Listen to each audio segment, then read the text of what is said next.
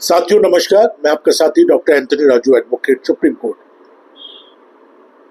बहुत बार मेरे पास ऐसे मामले आ रहे हैं, पॉक्सो की बात कर रहा हूं मैं इसमें, जिसमें वो कहते हैं कि सर हमने कॉम्प्रोमाइज कर लिया है, या हम कॉम्प्रोमाइज कर लेंगे, या हमने उनको समझा दिया, या हमने पैसे का कोई लेन देन करके हमने कॉम्प्रोमाइज कर लिया है, और अब क्या ये केस खत्म हो सकता है, क्या ये केस खारिज हो सकता है, क्या ये केस को हम वापस लेते हैं, वगैरह वगैरह।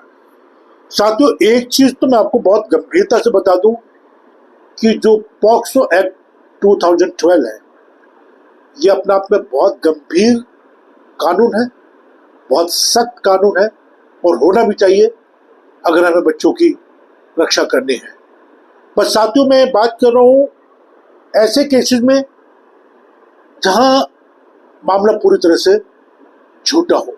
मैं हूं आपका साथी doctor Anthony Raju, advocate supreme court, और मेरा कॉन्टैक्ट नंबर नीचे दिया गया है, उसमें से आप उतार लीजिएगा।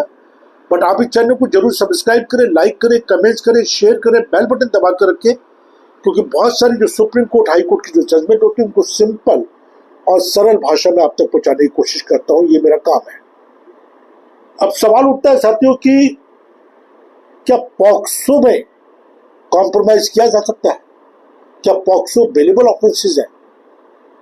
साथियों, मैं आपको बहुत क्लियर बता दूं कि पॉक्सो में जितने भी केसेस हैं, ये सारे कॉग्निजेबल ऑफेंसेस हैं, नॉन बेलेबल ऑफेंसेस हैं, ठीक है। और ये नॉन कंपाउंडेबल है, इसमें कोई कॉम्प्रोमाइज नहीं होता है।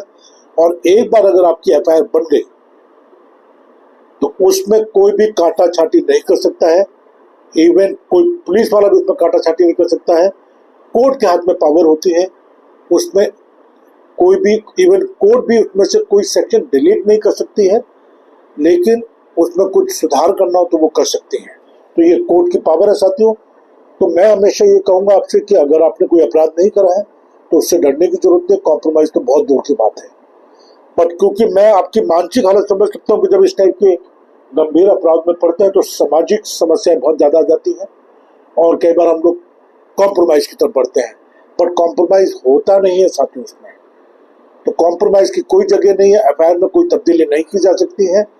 और अगर आपका पॉक्सो में नाम आ चुका है तो कानून से भागने की भी आपको जरूरत नहीं है। ये मैं बहुत इंपॉर्टेंट चीज आपको बता रहा हूँ। पॉक्सो एक्ट बहुत गंभीर है। मेरा मोबाइल नंबर नीचे दिया गया, मैं हर समय आपकी मदद करने के लिए तैयार हूँ। और मैं काफी ट्रैवल कर रहा हूँ, अभी कोलकाता गया था, फिर जयपुर गया था, बेंगलोर गया था, राइट। अब साथियों, सवाल ये उठता है कि करें तो करें क्या? अब पॉक्सो का सेक्शन 4, सेक्शन 6, ये सब अपने आप में बहुत गंभीर है। और अगर आपको लगता है कि आप गलत तरीके से फंस गए, क्योंकि मैंने हमेशा कहा है कि अपराध के बारे में सिर्फ दो लोग जानते हैं, एक वो जो अपराध करता है और एक वो जो अपराध को सहता है। और इसमें एक चीज का तो बिल्कुल आप ध्यान रखें कि अपने अच्छे वकील से बातचीत करें, अपने अच्छे वकील से ताल्लुकात बढ़ाएं, उस पर विश्वास करें, उसको समझने की कोशिश करें, अपने साक्ष्य पर काम करें, और सबसे बड़ी बात है कि थोड़ा सा हिम्मत रखें। एक काबिल वकील, एक अच्छा एडवोकेट ही आपको बता सकता है। और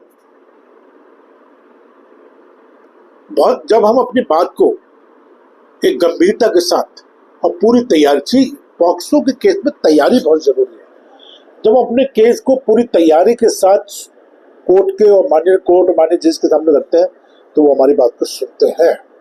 ये तो मेरा अब तो अपना प्रैक्टिकल एक्सपीरियंस है। चाहे मैंने एक बिलासपुर में जब मैंने एक बेल कराई, उसको 20 साल की सजा हो गई तो उसकी सजा को सस्पेंड कराया, उसको बेल कराई। चंडीगढ़ में उसको 20 साल की सजा हो गई तो 20 साल की सजा को सस्पेंड कराया, उसको बेल कराई, ठीक है। ऐसे सैकड़ों केसेस है साथियों। कोलकाता में देखिए, वो शख्स को करीब 17 महीने से जेल में बंद था, उसको बेल करा कर बाहर लाए, और अब हमने क्वेश्चन पे लगाया, क्योंकि मामला प्रेम पर्सन का था। ये हाई कोर्ट ने माना है अपनी जजमेंट के अंदर।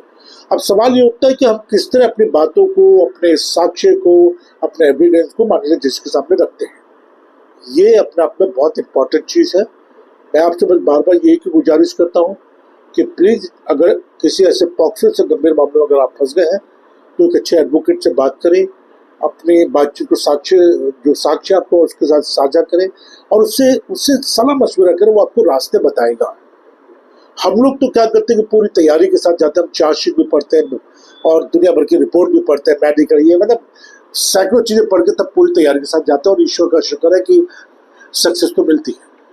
तो बस मैं आपसे यही गुजारिश करूंगा कि अपने बच्चों को शिक्षित करें और पढ़ाई लिखाई पर ध्यान दीजिए, अब बच्चों की कार्यशैली पर ध्यान दीजिए, क्योंकि ये भी अपने आप में बहुत इंपॉर्टेंट है।